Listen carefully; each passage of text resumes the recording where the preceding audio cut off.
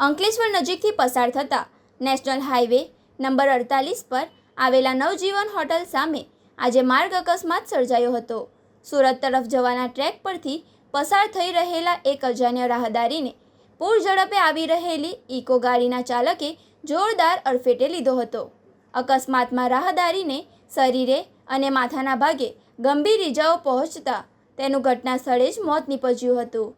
ઘટનાના પગલે હાઈવે પર ક્ષણભર માટે ટ્રાફિક જામની સ્થિતિ સર્જાઈ હતી અને સ્થાનિક લોકોના ટોળા એકત્રિત થઈ ગયા હતા।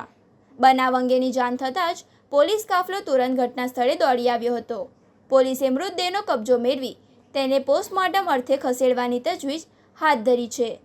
આ અંગે ઇકો ગાડીના ચાલક સામે ગુનો નોંધી આગળની કાયદેસરની કાર્યવાહી હાથ ધરવામાં આવી છે। સમગ્ર મામલે અંકલેશ્વર પોલીસ સ્ટેશનના PSI PJ સારુંકે દ્વારા વધુ તપાસ શરૂ કરવામાં આવી છે।